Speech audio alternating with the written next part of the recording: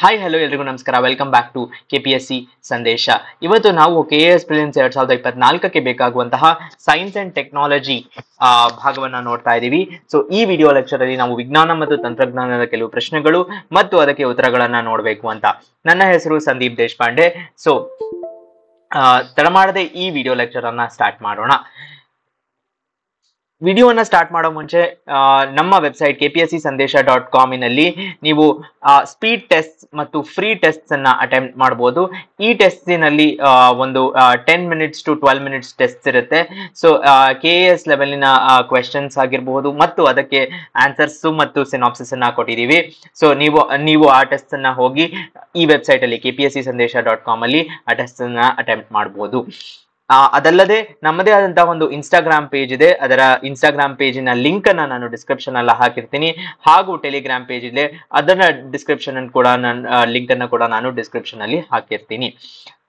ಮತ್ತು ಇನ್ನೊಂದು ವಿಷಯ ಸ್ಪರ್ಧಾರ್ಥಿಗಳೇ, KAS ಪ್ರಿಲಿಮ್ಸ್ಗೆ ಬೇಕಾಗುವಂತಹ ಒಂದು ಕ್ರಾಶ್ ಕೋರ್ಸ್ ಅನ್ನ ಮಾಡ್ತಾ ಇದ್ದೀವಿ. ಜನರು ಕೇಳಿರುವ ಹಾಗೆ ಈ ಕ್ರಾಶ್ ಕೋರ್ಸು ಕರೆಂಟ್ ಅಫೇರ್ಸ್ನ ಮಾಡ್ಯೂಲ್ಸಿನಲ್ಲಿ ಇರುತ್ತದೆ. ಸೊ ಎವ್ರಿ ಮಾಡ್ಯೂಲ್ಗೆ ಅದರ ಸ್ಟ್ಯಾಟಿಕ್ ಸಿಲೆಬಸ್ ಅನ್ನ ಕವರ್ ಮಾಡಬೇಕು ಅಂತ polity, economy, environment, science and technology, central ಹಾಗೂ ಸ್ಟೇಟ್ ಗವರ್ಮೆಂಟ್ ಸ್ಕೀಮ್ಸು, ಸೊಸೈಟಿ ಹಾಗೂ ಕಲ್ಚರ್ ಮತ್ತು ಇಂಟರ್ನ್ಯಾಷನಲ್ ರಿಲೇಷನ್ಸಿನ ಸ್ಕೀಮ್ಸ್ ಅನ್ನ ಇಂಟರ್ನ್ಯಾಷನಲ್ ರಿಲೇಷನ್ಸಿನ ಕರೆಂಟ್ ಅಫೇರ್ಸ್ ಮತ್ತು ಅದರ ರಿಲೇಟೆಡ್ ಸ್ಟ್ಯಾಟಿಕ್ ಸಿಲೆಬಸ್ ಅನ್ನ ಕವರ್ ಮಾಡಬೇಕು ಅಂತ. ಅದರೊಟ್ಟಿಗೆ ಮೆಂಟಲ್ ಅಬಿಲಿಟೀಸ್ ಕ್ಲಾಸಸ್ ಕೂಡ ಕವರ್ ಆಗಿರುತ್ತೆ. ಇದರ ಜೊತೆಗೆ ಒಂದು 10 ಪ್ರಿಲಿಮ್ಸ್ ಫುಲ್ ಲೆಂತ್ ಟೆಸ್ಟ್ ಇರುತ್ತೆ. ಈ ಕ್ರಾಶ್ ಕೋರ್ಸು 25ನೇ ತಾರೀಕು ಏಪ್ರಿಲ್ ನಿಂದ ಸ್ಟಾರ್ಟ್ ಆಗುತ್ತೆ. ನೀವು ಈ ಕ್ರಾಶ್ ಕೋರ್ಸ್ ನಲ್ಲಿ ಇಂಟ್ರೆಸ್ಟ್ ಇದ್ದಲ್ಲಿ ಈ ನಂಬರ್ಗೆ ಕಾಲ್ ಮಾಡಬಹುದು. ಸೊ ಇಂದಿನ ಕ್ಲಾಸ್ ಅನ್ನ ಸ್ಟಾರ್ಟ್ ಮಾಡೋಣ. ಮೊದಲನೆಯ ಪ್ರಶ್ನೆ, ಕಾರ್ಬನ್ ನ್ಯಾನೋ ಟ್ಯೂಬ್ಗಳನ್ನು ಉಲ್ಲೇಖಿಸಿ ಈ ಕೆಳಗಿನ ಹೇಳಿಕೆಗಳನ್ನು ಪರಿಗಣಿಸಿ. ಅವುಗಳನ್ನು ಮಾನವ ದೇಹದಲ್ಲಿ ಔಷಧಗಳು ಮತ್ತು ಪ್ರತಿಜನಕಗಳ ವಾಹಕಗಳಾಗಿ ಬಳಸಬಹುದು, ಅಂದರೆ ಒಂದು ಕ್ಯಾರಿಯರ್ಸ್ ಆಗಿ ಬಳಸಬಹುದು ಅಂತ ಹೇಳ್ತಾ ಇದ್ದಾರೆ. ಯಾವುದರದ್ದು ಅಂದ್ರೆ drugs and antigens in human body. Okay, they can be made into artificial blood capillaries, ಅಂದ್ರೆ ಮಾನವ ದೇಹದ ಗಾಯಗೊಂಡ ಭಾಗಕ್ಕೆ ಅವುಗಳನ್ನು ಕೃತಕ ರಕ್ತ ಕ್ಯಾಪಿಲರಿಗಳಾಗಿ ಮಾಡಬಹುದು. ಹೌದು, ಆಪ್ಷನ್ 1 ಸರಿಯಾಗಿದೆ. ಅದನ್ನ ನಾವು ಆಂಟಿಜನ್ಸ್ ಕಳಿಸೋದಕ್ಕೆ ಬಳಸಬಹುದು. 1 ಸರಿಯಾಗಿದೆ. 1 ಸರಿಯಾಗ್ತಿದ್ದಂಗೆ ಆಪ್ಷನ್ ಬಿ ಅನ್ನ ಕ್ಯಾನ್ಸಲ್ ಮಾಡಬಹುದು. ತದನಂತರದಲ್ಲಿ ಆಪ್ಷನ್ 2 ಕೂಡ they can be made into artificial blood capillaries ಏನಿದೆ ಅದು ಕೂಡ ಸರಿಯಾಗಿದೆ. ಇಂಜ್ಯೂರ್ಡ್ ಹ್ಯೂಮನ್ ಬಾಡೀಸಿಗೆ ಕಾರ್ಬನ್ ನ್ಯಾನೋ ಟ್ಯೂಬ್ಸಿನ ಒಂದು ಟೆಕ್ನಾಲಜಿಯನ್ನ ಯೂಸ್ ಮಾಡಿ ಬಹಳಷ್ಟು ಜನ ಅದರ ಬೆನಿಫಿಟ್ಸ್ ಅನ್ನ ಪಡ್ಕೊಂತಾ ಇದ್ದಾರೆ. ಕ್ಯಾಲಿಫೋರ್ನಿಯಾ ಇನ್ಸ್ಟಿಟ್ಯೂಟ್ ಆಫ್ ಟೆಕ್ನಾಲಜಿ, ಕ್ಯಾಲ್ಟೆಕ್ ಅಂತ ಏನ್ ಹೇಳ್ತಾರೆ, ಅದರಲ್ಲಿ ಬಹಳಷ್ಟು ರಿಸರ್ಚ್ ಕಾರ್ಬನ್ ನ್ಯಾನೋ ಟ್ಯೂಬ್ಸ್ ಬಗ್ಗೆ ಆಗತ್ತೆ.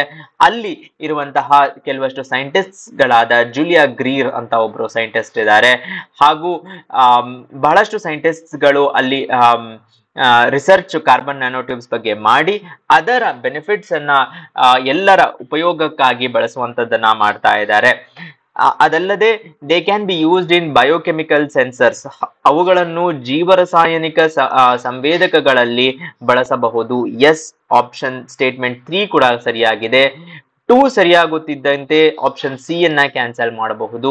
ದೆನ್ 1 and 2 3 ಸರಿಯಾಗುತ್ತಿದ್ದಂತೆ ಆಪ್ಷನ್ ಎ ಅನ್ನ ಕ್ಯಾನ್ಸಲ್ ಮಾಡಬಹುದು, ಯಾಕಂದ್ರೆ ಇದರಲ್ಲಿ 3 ಇಲ್ಲ.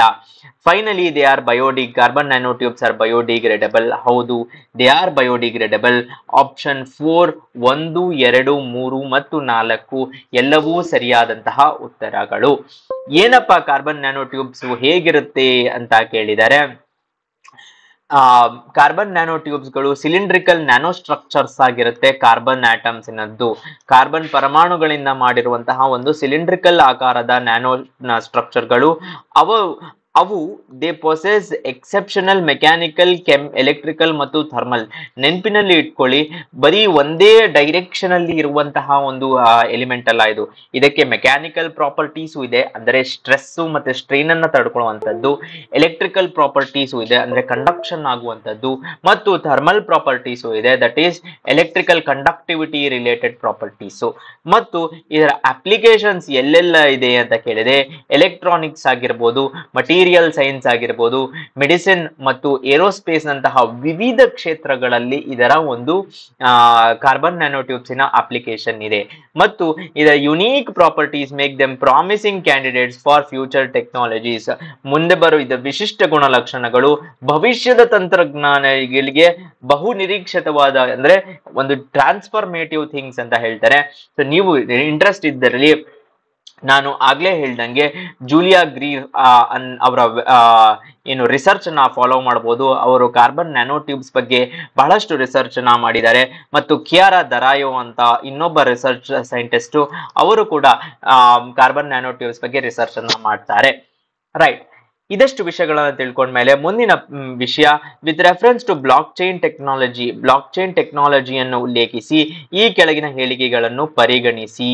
ಏನು ಅಂದ್ರೆ, it is a public ledger where that everyone can inspect but no single user controls. ಇದು ಪ್ರತಿಯೊಬ್ಬರೂ ಪರಿಶೀಲಿಸಬಹುದಾದ ಸಾರ್ವಜನಿಕ ಲೆಜ್ಜರು, ಆದರೆ ಯಾವುದೇ ಬಳಕೆದಾರರು ನಿಯಂತ್ರಿಸುವುದಿಲ್ಲ. ಒಬ್ಬರೇ ಒಬ್ಬ ಪರ್ಸನ್ ಏನಿದೆ ಅವರು ನಿಯಂತ್ರಿಸುವುದಿಲ್ಲ. ಹೌದು, ಇದು ಸರಿಯಾಗಿದೆ. ಎಲ್ಲರೂ ನೋಡಬಹುದು, ಒಬ್ಬರು ಮಾತ್ರ ಅದನ್ನ ಆಪರೇಟ್ ಮಾಡುವಂತದ್ದಲ್ಲ, ಎಷ್ಟೊಂದು ಜನ ಸೇರಿ ಆಪರೇಟ್ ಮಾಡುವಂತದ್ದು. ಸರಿಯಾಗಿದೆ. ಸೊ ಆಪ್ಷನ್ ಸಿ ಅನ್ನ ಕ್ಯಾನ್ಸಲ್ ಮಾಡಬಹುದು. ಇದನ್ನೇ ನಾವು coming closer to options final answer ಅಂತ ಹೇಳ್ತೀವಿ. ಸೊ ಸರಿಯಾದ ತಕ್ಷಣ ಸಿ ಅನ್ನ ಕ್ಯಾನ್ಸಲ್ ಮಾಡೋದು. Then the structure and design of blockchain is such that all data in it are about cryptocurrency only. ಅಂದರೆ ಬರೀ ಕ್ರಿಪ್ಟೋಕರೆನ್ಸಿಗೆ ಮಾತ್ರ ಸಂಬಂಧಿಸಿದೆ ಅಂತ ಹೇಳ್ತಾ ಇದ್ದಾರೆ. ಖಂಡಿತ ಇಲ್ಲ. Option 2 is wrong. ಯಾಕೆ ಅಂದ್ರೆ, ನಿಮಗೆ ಗೊತ್ತಿದೆಯೋ ಅಥವಾ ಒಂದು ವಿಷಯ, ಬ್ಲಾಕ್ ಚೈನ್ ಟೆಕ್ನಾಲಜಿಯನ್ನ ಯುರೋಪಿನ ಒಂದು ದೇಶದ ಎಲೆಕ್ಷನ್ಸ್ಗೆ ಯೂಸ್ ಮಾಡಿದ್ದಾರೆ. ಅದರ ಎಲೆಕ್ಷನ್ಸಿನ ಡೇಟಾವನ್ನ ಸ್ಟೋರ್ ಮಾಡೋದಕ್ಕೆ ಯೂಸ್ ಮಾಡಿದ್ದಾರೆ. ಕೆಲವಷ್ಟು ನಾರ್ತ್ ಅಮೆರಿಕಾ ಮತ್ತು ಯುರೋಪಿನ ದೇಶಗಳ ಹೆಲ್ತ್ ರೆಕಾರ್ಡ್ಸ್ ಅನ್ನ ಇಡೋದಕ್ಕೆ ಯೂಸ್ ಮಾಡಿದ್ದಾರೆ. So blockchain is not ಬರೀ ಕ್ರಿಪ್ಟೋ ಕರೆನ್ಸಿಗೆ ಅಲ್ಲ. ಸೊ 2 ಅನ್ನ ನಾವು ಎಲಿಮಿನೇಟ್ ಮಾಡಬಹುದು. 2 ತಪ್ಪಾಗುತ್ತಿದ್ದಂತೆ 2 ಇರುವ ಆಪ್ಷನ್ ಆಪ್ಷನ್ ಬಿ ಅದನ್ನ ಎಲಿಮಿನೇಟ್ ಮಾಡಬಹುದು. ನಂತರ applications that depend on the basic features of blockchain can be developed without anybody's permission. ಅಂದರೆ ಮೂಲಭೂತ ವೈಶಿಷ್ಟ್ಯಗಳನ್ನು ಅವಲಂಬಿಸಿರುವ ಅಪ್ಲಿಕೇಶನ್ಗಳು, ನಾನು ಆಗ್ಲೇ ಹೇಳ್ದಂಗೆ ಎಲೆಕ್ಷನ್ ಡೇಟಾ ಆಗಿರ್ಬೋದು, ಹೆಲ್ತ್ ಇನ್ಫಾರ್ಮೇಶನ್ ಆಗಿರ್ಬೋದು, ಯಾರ ಅನುಮತಿ ಇಲ್ಲದೆ ಅಭಿವೃದ್ಧಿಪಡಿಸಬಹುದು. ಖಂಡಿತ ಎಸ್. ಯಾಕಂದರೆ ಬ್ಲಾಕ್ ಚೈನ್ ಒಂದು ಓಪನ್ ಸೋರ್ಸ್ ಅಂತ ಹೇಳ್ತೀವಿ. ಇದರ ಮೇಲೆ ಯಾರದ್ದೂ ಆದಂತಹ ಒಂದು ಅಧಿಕಾರ ಇಲ್ಲ. ಸೊ 3 ಕೂಡ ಸರಿಯಾದಂತಹ ಉತ್ತರ statement. So option C 1 and 3 is right answer. ಏನು ಬ್ಲಾಕ್ ಚೈನ್ ಹೇಗಿರುತ್ತೆ ಅಂತ ಕೇಳಿದರೆ, ಒಂದು ಟ್ರಾನ್ಸಾಕ್ಷನ್ ರಿಕ್ವೆಸ್ಟ್ ಆಗಿದೆ ಅಂತ ಇಟ್ಕೊಳ್ಳಿ. ಆ ಟ್ರಾನ್ಸಾಕ್ಷನ್ ರಿಕ್ವೆಸ್ಟ್ ಆಗಿರುವಂತಹ ಟ್ರಾನ್ಸಾಕ್ಷನ್ ಅದು ಒಂದು block representing the transaction is created. ಆ ಟ್ರಾನ್ಸಾಕ್ಷನ್ಗೆ ಏನೆಲ್ಲ ಇರುತ್ತೆ ಆ ಬ್ಲಾಕ್ ಅಲ್ಲಿ ಅಂದ್ರೆ, ಬಹುಶಃ ಯೂಸರ್ ಸೆಂಡರಿನ ಇನ್ಫಾರ್ಮೇಶನ್, ಎಷ್ಟು ದುಡ್ಡು, ಮತ್ತು ರಿಸೀವರಿನ ಇನ್ಫಾರ್ಮೇಶನ್, ಮತ್ತು ಯಾವ IP ಅಡ್ರೆಸ್ ಗಳಲ್ಲಿ ಇದಾಗ್ತಾ ಇದೆ ಅನ್ನುವುದೆಲ್ಲ ಇನ್ಫಾರ್ಮೇಶನ್ ಅನ್ನ ಸೇರಿ ಒಂದು ಬ್ಲಾಕ್ ಆಗುತ್ತೆ. ಈ ಬ್ಲಾಕ್ ಅನ್ನು ಈ ಸೆಂಡ್ ಟು ಎವ್ರಿ ನೋಡ್ ಇನ್ ನೆಟ್ವರ್ಕ್, ಎಲ್ಲ ನೆಟ್ವರ್ಕಿನ ಎವ್ರಿ ನೋಡ್ಗಳಿಗೆ ಕಳಿಸ್ತಾರೆ.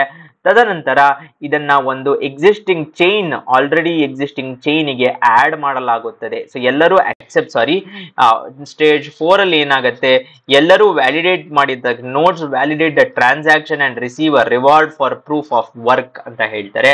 ಆಗ್ಲೇ ಹೇಳ್ದಂಗೆ, ಉದಾಹರಣೆಗೆ ಒಬ್ಬರೇ ಒಬ್ಬ ಪರ್ಸನ್ ಅದನ್ನ ಓಕೆ ಅಂತ ಮಾಡಬೇಕು ಅಂದಾಗ ಅದು ಸೆಂಟ್ರಲೈಸ್ಡ್ ಅಂತ ಆಗತ್ತೆ. ಇಲ್ಲಿ ಹಾಗಾಗೋದಿಲ್ಲ. ಎಲ್ಲರೂ ಬೇರೆ ಬೇರೆ ನೋಡ್ಸ್ ಅಕ್ಸೆಪ್ಟ್ ಮಾಡಿದ ನಂತರ ಅದು ಬ್ಲಾಕ್ ಆಗಿ ಒಂದು ಹೊಸ ಬ್ಲಾಕ್ ಆಗಿ ಚೈನಿನಲ್ಲಿ ಆಡ್ ಆಗುತ್ತೆ. This is blockchain. ಇದರ ಅಪ್ಲಿಕೇಶನ್ಗಳು ಬಿಟ್ಕಾಯಿನ್ ಅನ್ನು ಹೊರತುಪಡಿಸಿ ಮ್ಯಾನೇಜ್ಮೆಂಟ್, ವೋಟಿಂಗ್ ಸಿಸ್ಟಮ್, ನಾನಾಗ್ಲೇ ಹೇಳಿದಂಗೆ ಮತದಾನ ಮತ್ತು ಇನ್ನಿತರೆ ಇವುಗಳಲ್ಲಿ ಅದನ್ನ ಬಳಸಬಹುದು. ಸೊ ಇದು ಬ್ಲಾಕ್ ಚೈನ್ ಹೇಗೆ ವರ್ಕ್ ಆಗುತ್ತೆ ಅನ್ನುವುದರ ಒಂದು ಪಕ್ಷಿ ನೋಟ. ಓಕೆ, ಮುಂದಿನ ಪ್ರಶ್ನೆ, 3D ಪ್ರಿಂಟಿಂಗ್ ಅನ್ನು ಎಲ್ಲಿ ಉಪಯೋಗಿಸಲಾಗುತ್ತದೆ ಅಂತ ಕೇಳ್ತಾ ಇದ್ದಾರೆ. ಫಾರ್ ಎಕ್ಸಾಂಪಲ್, ಮಿಠಾಯಿ ವಸ್ತುಗಳ ತಯಾರಿಕೆ, 3D ಪ್ರಿಂಟಿಂಗ್ಗೂ ಮಿಠಾಯಿ ವಸ್ತುಗಳಿಗೂ ಏನು ಸಂಬಂಧ ಅಂತ ಅನ್ನಿಸುತ್ತೆ. ಆದರೆ ಕೆಲವಷ್ಟು ಮಿಠಾಯಿ ವಸ್ತುಗಳು ಉದಾಹರಣೆಗೆ ಆ ಚಿಲ್ಡ್ರನ್, ಚಿಕ್ಕ ಮಕ್ಕಳಿಗೆ ಒಂದು ಟಾಯ್ ರೀತಿಯಲ್ಲಿ ಮಾಡಬೇಕಾದಂತಹ ಒಂದು ಚಾಕ್ಲೇಟ್ ಆಗಿರಬಹುದು, ಈ ತರದ್ದನ್ನೆಲ್ಲ ಮನುಷ್ಯರೇ ಮಾಡಬೇಕು ಅಂದ್ರೆ it is really difficult. So ಯಾವುದೋ ಒಂದು ಪರ್ಟಿಕ್ಯುಲರ್ ವೇ ಮೆಥಡಾಲಜಿಯಲ್ಲಿ ಮಾಡಬೇಕು ಅಂದ್ರೆ 3D ಪ್ರಿಂಟಿಂಗ್ ಅನ್ನ ಯೂಸ್ ಮಾಡಿರುವ ಸಾಕ್ಷ್ಯಗಳು ಇದೆ. ಸರಿಯಾದಂತಹ ಉತ್ತರ ಆಪ್ಷನ್ ಬಿ ಅನ್ನ ಕ್ಯಾನ್ಸಲ್ ಮಾಡಬಹುದು. ದೆನ್ ಬಯೋನಿಕ್ ಕಿವಿಗಳ ತಯಾರಿಕೆ. ಹೌದು, ಒಂದು ಬಯೋನಿಕ್ ಕಿವಿ ಅಂತ ಕೇಳಿದರೆ ಮನುಷ್ಯನ ಕಿವಿಯ ಆಕಾರವನ್ನು ಕೋಡ್ ಮಾಡಿಬಿಟ್ಟು 3D ಪ್ರಿಂಟಿಂಗ್ ಅಲ್ಲಿ ಹಾಕಿದಾಗ ಅದರ ಮೆಟೀರಿಯಲ್ನ ಒಂದು ಇನ್ಪುಟ್ ಇರುತ್ತೆ. ಆ ಇನ್ಪುಟ್ ಅಲ್ಲಿ ಆ ಮೆಟೀರಿಯಲ್ನ ಸುರಿದಾಗ ಔಟ್ಪುಟ್ ಅಲ್ಲಿ ನಮಗೆ 3D ಬಯೋನಿಕ್ ಕಿವಿಗಳ ಔಟ್ಪುಟ್ ಅನ್ನು ನಾವು ಕಾಣಬಹುದು. 2 ಕೂಡ ಸರಿಯಾದಂತಹ ಉತ್ತರ. 2 ಸರಿಯಾಗುತ್ತಿದ್ದಂತೆ ನೀವು ನೋಡಬಹುದು ಎರಡರಲ್ಲೂ 2 ಇಲ್ಲ, ಆಪ್ಷನ್ ಡಿ ಸರಿಯಾದ ಉತ್ತರ ಅಂತ ನಮಗೆ ಬಂದು ಬಿಡುತ್ತೆ. ಬಟ್ ಅಂದರೂ ನೋಡಬಹುದು ಆಟೋಮೋಟಿವ್ ಇಂಡಸ್ಟ್ರಿಯಲ್ಲಿ ಖಂಡಿತ ಯೂಸ್ ಮಾಡ್ತಾರೆ. ಕೆಲವು ರಿಕ್ವೈರ್ಮೆಂಟ್ಸ್ ಇರುವಂತಹ ಯುನೀಕ್ ಮತ್ತು ಸ್ಮಾಲ್ ಇಂಟ್ರೆನ್ಸಿಕ್ ಆದಂತಹ ಪಾರ್ಟ್ಸ್ ಏನಿರುತ್ತೆ ಅದನ್ನು ಮಾಡ್ತಾರೆ. ಸೊ 3 ಕೂಡ ಇದೆ. ರೀಕನ್ಸ್ಟ್ರಕ್ಟಿವ್ ಸರ್ಜರೀಸ್, ಯಾವುದೋ ಒಂದು ಪಾರ್ಟ್, ಒಬ್ಬ ಪರ್ಸನಿನ ಯಾವುದೋ ಒಂದು ಉದಾಹರಣೆಗೆ ಏನೋ ಮಾಡ್ತಿರ್ಬೇಕಾದ್ರೆ ಬೆರಳು ಕಟ್ಟಾಗಿದ್ದಲ್ಲಿ ಅದನ್ನ ರೀಕನ್ಸ್ಟ್ರಕ್ಟ್ ಮಾಡಬಹುದಾ ಅಂತ ಕೇಳಿದ್ರೆ 3D ಪ್ರಿಂಟಿಂಗ್ ಅಲ್ಲಿ ಮಾಡಬಹುದು. ಹೌದು. ಮತ್ತು ಡೇಟಾ ಪ್ರೊಸೆಸಿಂಗ್ ಟೆಕ್ನಾಲಜೀಸ್ ಅದರಲ್ಲಿಯೂ ಯೂಸ್ ಮಾಡ್ತಾರೆ. ಎಲ್ಲ ಕಡೆ ಯೂಸ್ ಮಾಡುವಂತಹ ಒಂದು ಟೆಕ್ನಾಲಜಿ 3D ಪ್ರಿಂಟಿಂಗ್. ಇದು UPSC ನಡೆಸುವಂತಹ ಸಿವಿಲ್ ಸರ್ವಿಸ್ ಎಕ್ಸಾಮಿನೇಷನ್ ನಲ್ಲಿ ಬಂದಂತಹ ಪ್ರಶ್ನೆ. 3D ಪ್ರಿಂಟಿಂಗ್ ಈ ತರಹದ ಒಂದು ಪ್ರಿಂಟ್ ಔಟ್ಪುಟ್ ಇರುತ್ತೆ. ಇದನ್ನ ನಾವು ಅಡಿಟಿವ್ ಮ್ಯಾನುಫ್ಯಾಕ್ಚರಿಂಗ್ ಅಂತ ಕರಿತೀವಿ. 2 ತರದ ಮ್ಯಾನುಫ್ಯಾಕ್ಚರಿಂಗ್ ಇರುತ್ತೆ ಸ್ಪರ್ಧಾರ್ಥಿಗಳೇ, ಅಡಿಟಿವ್ ಮ್ಯಾನುಫ್ಯಾಕ್ಚರಿಂಗ್ ಮತ್ತು ಸಬ್ಟ್ರಾಕ್ಟಿವ್ ಮ್ಯಾನುಫ್ಯಾಕ್ಚರಿಂಗ್ ಅಂತ. ಅಡಿಟಿವ್ ಮ್ಯಾನುಫ್ಯಾಕ್ಚರಿಂಗ್ ಅಲ್ಲಿ ಏನಾಗುತ್ತೆ ಅಂದ್ರೆ ಮೊದಲಿಗೆ ಯಾವುದೇ ಒಂದು ಬ್ಲಾಕ್ ಇರುವುದಿಲ್ಲ, ಆ ಪರ್ಟಿಕ್ಯುಲರ್ ಶೇಪಿನಲ್ಲಿ ಮಟೀರಿಯಲ್ ಅನ್ನ ಆಡ್ ಮಾಡ್ತಾ ಹೋಗುತ್ತೆ. ಸಬ್ಟ್ರಾಕ್ಟಿವ್ ಮ್ಯಾನುಫ್ಯಾಕ್ಚರಿಂಗ್ ಅಲ್ಲಿ ಏನಾಗುತ್ತೆ ಅಂದ್ರೆ ಮಟೀರಿಯಲ್ ಇರುತ್ತೆ, ಅದನ್ನ ಚಿಪ್ ಔಟ್ ಮಾಡ್ತಾ ಹೋಗ್ತಾರೆ. ಸೊ ಅದನ್ನ ಸಬ್ಟ್ರಾಕ್ಟ್ ಮಾಡೋದು ಅಂತ ಹೇಳ್ತಾರೆ. 3D ಪ್ರಿಂಟಿಂಗ್ ಏನಿದೆ ಇದೊಂದು ಸಂಯೋಜಕ ತಯಾರಿಕೆಯನ್ನು ಮುದ್ರಣವನ್ನು ಸಂಯೋಜಕ ತಯಾರಿಕೆ ಎಂದೂ ಕರೆಯುತ್ತಾರೆ. ಇದು ಡಿಜಿಟಲ್ ಫೈಲ್ ನಿಂದ 3 ಆಯಾಮದ ವಸ್ತುಗಳನ್ನು ತಯಾರಿಸುವ ಪ್ರಕ್ರಿಯೆಯಾಗಿದೆ. 3 ಡೈಮೆನ್ಷನಲ್ ಆಬ್ಜೆಕ್ಟ್ ಅನ್ನ ಕ್ರಿಯೇಟ್ ಮಾಡುವಂತದ್ದು. ಮಟೀರಿಯಲ್ ನ ಲೇಯರ್ ಬೈ ಲೇಯರ್ ಆಡ್ ಮಾಡ್ತಾ ಹೋಗ್ತಾರೆ. ಓಕೆ, ಸೊ ನೀವು ಇದರ ವಿಡಿಯೋಸ್ ಅನ್ನ ನೋಡಿದ್ರೆ ನೀವು ಬಹಳ ಶಾಕ್ ಆಗ್ತೀರಾ, ಇದೆಲ್ಲ ಪಾಸಿಬಲ್ ಇದೆಯಾ ಈಗಿನ ಟೈಮ್ಸಿನಲ್ಲಿ ಅಂತ. ಡೆಫಿನೆಟ್ಲಿ ಪಾಸಿಬಲ್ ಇದೆ. ಈ ತಂತ್ರಜ್ಞಾನವು ಉತ್ಪಾದನೆ, ಆರೋಗ್ಯ, ಆಟೋಮೋಟಿವ್, ಏರೋಸ್ಪೇಸ್ ಮತ್ತು ಹೆಚ್ಚಿನ ವಿವಿಧ ಕ್ಷೇತ್ರಗಳಲ್ಲಿ ಅಪ್ಲಿಕೇಶನ್ ಗಳನ್ನು ಹೊಂದಿದೆ ಅಂತ ಹೇಳ್ತಾ ಇದ್ದಾರೆ. ವೇಗ ಮತ್ತು ನಿಖರತೆಯೊಂದಿಗೆ ಸಂಕೀರ್ಣ ಆಕಾರಗಳನ್ನು ಮತ್ತು ಮೂಲಮಾದರಿ ಉತ್ಪಾದನೆಗೆ ಇದು ಅನುಮತಿಸುತ್ತದೆ. ದಟ್ ಈಸ್ ಒಂದು ಕಾಂಪ್ಲೆಕ್ಸ್ ಶೇಪು, ಇನ್ನೊಂದು ಪ್ರೋಟೋಟೈಪು. ಬಟ್ ಏನ್ ಇಂಪಾರ್ಟೆಂಟ್ ಅಂದ್ರೆ ಬರೀ ಪ್ರಿಸಿಷನ್ ಅಂದ್ರೆ ಒಂದು ಮಟೀರಿಯಲ್ ನ ಒಂದು ಪಾರ್ಟ್ ಅನ್ನ ಪ್ರಿಂಟ್ ಮಾಡಕ್ಕೆ 2 years ತಗೊಂಡ್ರೆ ಏನೂ ಯೂಸ್ ಇಲ್ಲ. ಅದನ್ನ ಅದು 2 days ಅಥವಾ 2 hours ಅಲ್ಲಿ ಪ್ರಿಂಟ್ ಮಾಡುತ್ತೆ. That is its speed and precisions. ಅದರಿಂದ ಹೆಲ್ಪ್ ಆಗೋದೇ ನಮ್ಗೆ ಮುಖ್ಯ ಉದ್ದೇಶ. ಮುಂದಿನ ಪಾರ್ಟ್ ಏನು ಅಂತ ಕೇಳಿದ್ರೆ ಕೆಳಗಿನ ಯಾವ ಪ್ರದೇಶಗಳಲ್ಲಿ GPS ತಂತ್ರಜ್ಞಾನವನ್ನು ಬಳಸಬಹುದು ಅಂತ ಕೇಳ್ತಾ ಇದ್ದಾರೆ. GPS ನ ಎಲ್ಲಿ ಬಳಸಬಹುದು? ಮೊಬೈಲ್ ಫೋನ್ ಆಪರೇಷನ್ ಅಲ್ಲಿ ಖಂಡಿತ ಇದನ್ನ ಎಲ್ಲರೂ ಟಿಕ್ ಮಾಡೇ ಮಾಡ್ತಾರೆ, ಯಾಕಂದ್ರೆ GPS ಮೊಬೈಲ್ ಫೋನ್ ಅಲ್ಲಿ ಯೂಸ್ ಆಗುತ್ತೆ. ಆಪ್ಷನ್ ಬಿ ಅನ್ನ ಕ್ಯಾನ್ಸಲ್ ಮಾಡಬಹುದು, ಯಾಕಂದ್ರೆ ಅದ್ರಲ್ಲಿ 1 ಇಲ್ಲ. ಬ್ಯಾಂಕಿಂಗ್ ಆಪರೇಷನ್ಸ್, ಎಸ್, ಬ್ಯಾಂಕ್ಸಿನಲ್ಲಿಯೂ GPS ಯೂಸ್ ಆಗುತ್ತೆ. ತದನಂತರದಲ್ಲಿ controlling the power grids, yes, 3 ಕಡೆ GPS ಯೂಸ್ ಆಗುತ್ತೆ. ಗ್ಲೋಬಲ್ ಪೊಸಿಷನಿಂಗ್ ಸಿಸ್ಟಮ್ ಅಂತ ಏನ್ ಹೇಳ್ತೀವಿ, ಎಲ್ಲೆಲ್ಲ ಯೂಸ್ ಆಗುತ್ತೆ ಅಂದ್ರೆ ನ್ಯಾವಿಗೇಷನ್ ಆಗಿರ್ಬೋದು, ಟ್ರಾನ್ಸ್ಪೋರ್ಟೇಷನ್ ಮತ್ತು surveying and mapping, time synchronisation, emergency response ಗಳಲ್ಲಿ, ಅಗ್ರಿಕಲ್ಚರ್, ಔಟ್ಡೋರ್ ಮತ್ತು ಜಿಯೋ ಕ್ಯಾಶಿಂಗ್. ಈ ತರದ ಎಲ್ಲಿ ಕ್ಯಾನ್ ಬಿ ಯೂಸ್ಡ್ ಅನ್ನುವ ಪ್ರಶ್ನೆಗಳಿರುತ್ತಲ್ಲ ಸ್ಪರ್ಧಾರ್ಥಿಗಳೇ, ಸಾಮಾನ್ಯವಾಗಿ ಅಡ್ವಾನ್ಸ್ಡ್ ಟೆಕ್ನಾಲಜೀಸ್ ಏನಿದೆ ಅದು ಎಲ್ಲ ಕಡೆ ಯೂಸ್ ಆಗುವಂತಹ ಟೆಕ್ನಾಲಜೀಸು ಮತ್ತು ಅದರ ಒಂದು ಅಪ್ಲಿಕೇಶನ್ಸ್ ಎಲ್ಲಾದರೂ ಒಂದು ಕಡೆ ಇದ್ದೇ ಇರುತ್ತೆ. ಸೊ ಈ ತರದ್ರಲ್ಲಿ ಎಲ್ಲವೂ ಇರುವ ಚಾನ್ಸಸ್ ಜಾಸ್ತಿ ಇರುತ್ತೆ. ಹಾಗಂತ ನಾವು ಬ್ಲೈಂಡ್ ಆಗಿ ಟಿಕ್ ಮಾಡೋಕ್ಕಾಗಲ್ಲ, ಬಟ್ ಹೈಯರ್ ಚಾನ್ಸ್ ಇರುತ್ತೆ. ಇದರೊಂದಿಗೆ ಸೈನ್ಸ್ ಅಂಡ್ ಟೆಕ್ನಾಲಜಿ, ವಿಜ್ಞಾನ ಮತ್ತು ತಂತ್ರಜ್ಞಾನದ KS ಪ್ರಿಲಿಮ್ಸ್ 2024ಕ್ಕೆ ಬೇಕಾಗುವಂತಹ ಪ್ರಶ್ನೆಗಳನ್ನ ನೋಡಿದೀವಿ. ಮುಂದಿನ ಲೆಕ್ಚರ್ ಒಂದಿಗೆ ಮತ್ತೆ ಸಿಗೋಣ. ನಿಮ್ಮ ಸಪೋರ್ಟ್ ಹೀಗೆ ಇರಲಿ. ಧನ್ಯವಾದಗಳು.